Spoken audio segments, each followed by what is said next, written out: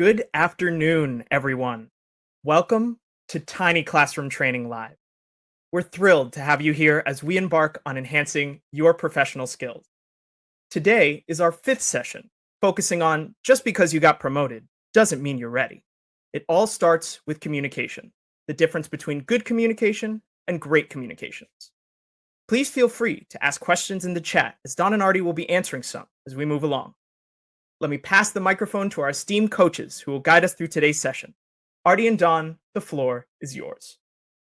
Thank you, Juan. Thanks, Juan. Don, it's good to be here again. And this is an interesting topic. You know, as an HR guy, I've always felt that promotion from within is such a great policy. And most of us just forget the fact that sometimes we promote people who aren't ready. We see it more often than we would like to in our work out in the world, don't we? You know, and again, just because you get promoted, there's a whole lot that goes with that. We see a lot of folks, you know, saying, "Oh boy, I just got promoted to supervisor," and they get excited for about 30 seconds, and then they realize they don't know what the job is. And so let's start with acknowledging the importance of that statement. You know, just because you get promoted doesn't mean you're ready. And this is where I think we should bring communication into this discussion, don't you, Artie? Yeah, I think it's the key to getting ready, being ready, and acting as if you're ready.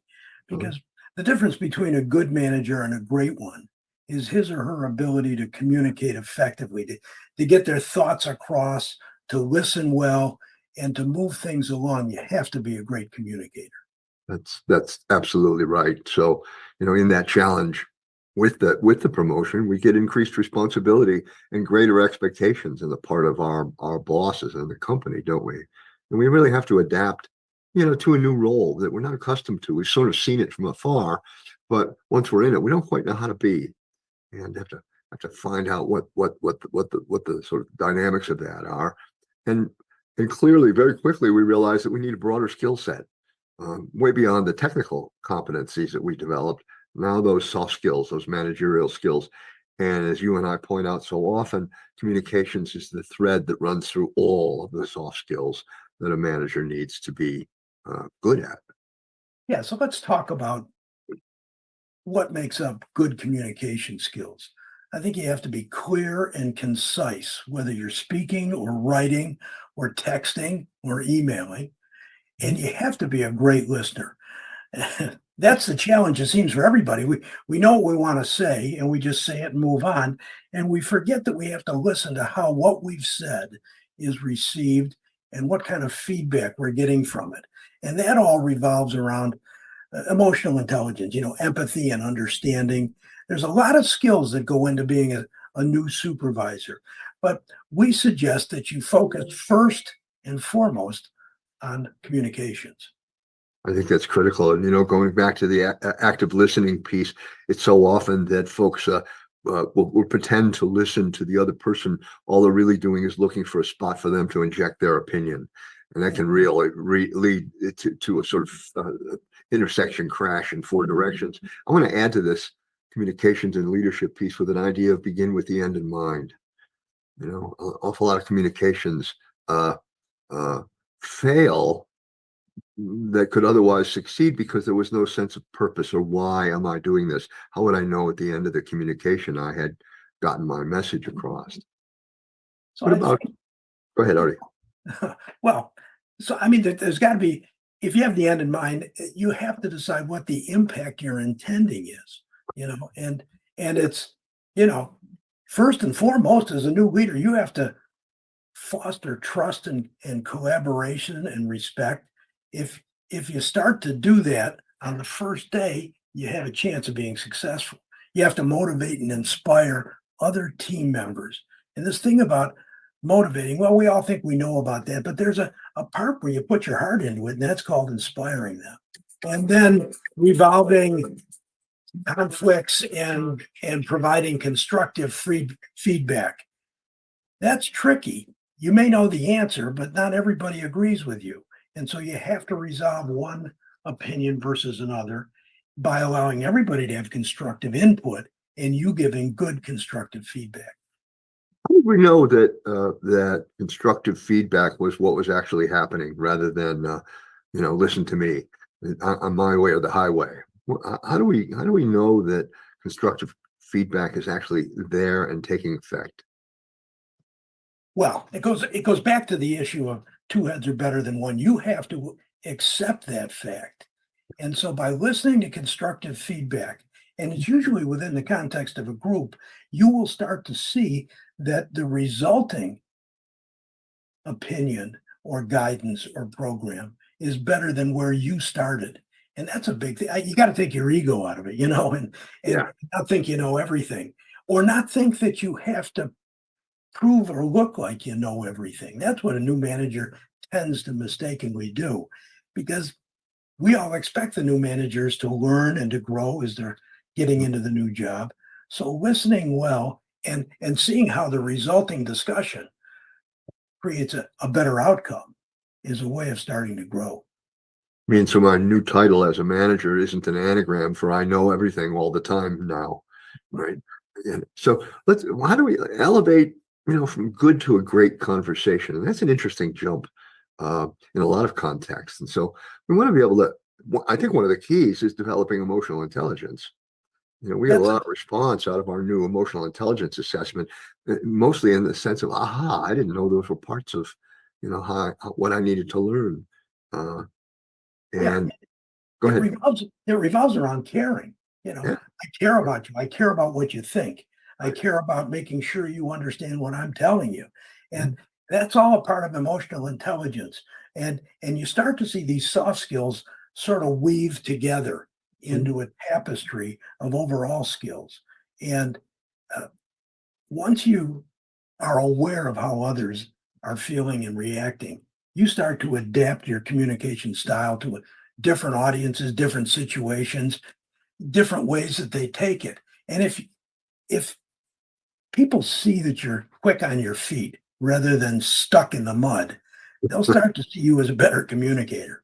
It certainly will. And the idea of leading by example, and setting a positive tone is very, very important. And I think a lot of folks don't know what that means or feel comfortable with it when they first move into this new role as a communicator. But we're viewed as a manager by the folks who report to us, who work with us, as sort of the leader of the gang, and are expected to behave in an optimistic and a positive and a problem solving and a curious way. And back to that sort of situational uh, uh, flexibility that we talk about so much in other areas of our work, is that the situation is what predicts or produces the demand. How should we respond? And that's a critical issue, isn't it? Yeah, it is, because most employees, you get into the habit of saying that sucks or this sucks. And you're not responsible for the outcome. You're not responsible for fixing anything. So you're pretty good at complaining about things. But as a leader, you can't be seen as a complainer. You have to be seen as someone who's guiding us, who's leading us to a positive outcome. And that comes from your tone, it comes from your body language, it comes from the way you approach them in all angles. And if they see that, then they'll start to listen even more, and they'll take what you're saying. It's all about continuous learning and improvement in this one skill, communications, but in all of the soft skills you need to be a new good manager. We'll talk about those skills in other sessions. We thought it was important to focus this session for new managers on improving their communication skills. Yeah, you just triggered something. Is you and I can tell when a manager has made that evolution to being open and communicative and effective, sort of grasping onto their new role because of the elevation of their own curiosity. Yeah. You and I have seen this forever, that great leaders, great managers are almost first and foremost curious. Tell me more. You and I get joked a lot about, because here comes Dr. Tell me more, and his buddy, as we walk down the hallway. But that key phrase, tell me more, tells the other person how much you are interested, that you respect them, that you're listening to them. And that counts for a great deal. What about some strategies for improving our communication skills, Marty? Well, the first is don't think that you're the smartest person in any room. So listen to feedback. Watch how others communicate. Having a mentor who you can sit in the audience and watch them communicate effectively. And then Mhm. you say, that's a pretty good technique. And you see that, they stand up straight, they're positive, they're making eye contact with the people they're talking to, they're gesturing, and they're smiling a lot. So if you have somebody you can watch, you can start to mimic their style. And that's a good way to improve your skills. That absolutely, I think it's one of the cornerstones of learning how to be better at something by finding somebody, noticing somebody who's really good at something that we want to learn and mirroring them, practicing what they're doing, talk to them about it. So very good. And and also like attending workshops and training sessions, this idea of, excuse me, continuous learning is absolutely critical. You know, uh, you and I both know some pretty extraordinary people, both on the academic side and on the senior executive side, innovative side, and they just continually learn. They just continually learn, and that's absolutely critical. Uh, And the best way to learn is to practice. yeah, Yeah, and when it comes to communications, I mean, standing up in front of a group Mm, and speaking, even a small group, it's a little intimidating the first time. And the more you practice, the more you learn the little techniques that'll help you be more successful at it. And you've got to practice being empathetic.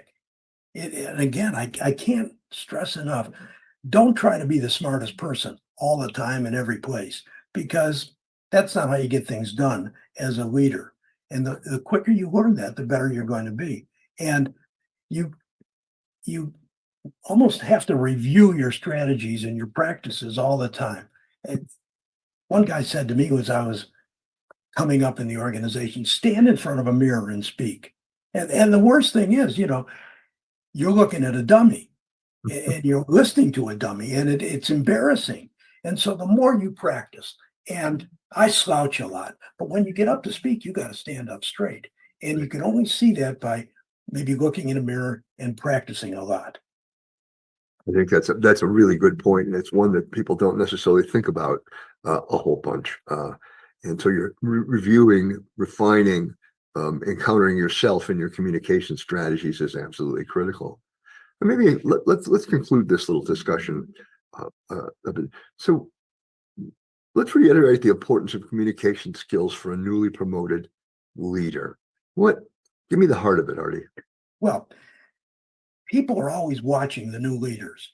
And the better you communicate, which means listening and resolving and all those things that go along with it, they'll see you as being, this guy's growing, he's skilled, he's practiced. And you get evaluated every day in every way. And by improving those communication skills, people will look at you as a successful new leader. Absolutely, that's very well said. Thank you. We always want to encourage a kind of a proactive approach, don't we, to developing and refining these skills. We should be taking the initiative and not waiting for somebody else to drag us through the knothole. We're in being proactive as a leader, as a thinker, as a communicator. We should take the initiative and push it out there and then see how it did and adjust it and continually evolve. Yeah, when you were an employee, you were waiting for people to bring you training, Yeah. to say, come to this class or let me show you how to do something. But as a new leader, Don's right. You've got to take the bull by the horns. And with the internet being what it is, you can find everything. I mean, just go to YouTube about anything and you'll learn about it. And so do that for communications. Look up and read articles, scholarly articles or just business articles. And you'll learn a lot about this subject. And you'll pick up some tricks that'll help you with the trade. Yeah, absolutely will. So again, maybe we close this out with the idea that we emphasize, and one should individually emphasize the long-term benefit of investing in oneself and investing in one's ability to be an excellent communicator. And that combines all those things we talked about: compassion, empathy, curiosity, situationality, beginning with the end in mind. And it's interesting how people can, once they begin to discover these tools, it sort of transforms the way they think about themselves and about themselves as a leader and a communicator. And it's really quite important. So that's that. So just remember the difference between a good manager and a great one is his or her ability to communicate effectively. Put that on your wall as soon as you take this new job. Read it every day, practice every day, and you'll get better. Yes, you will.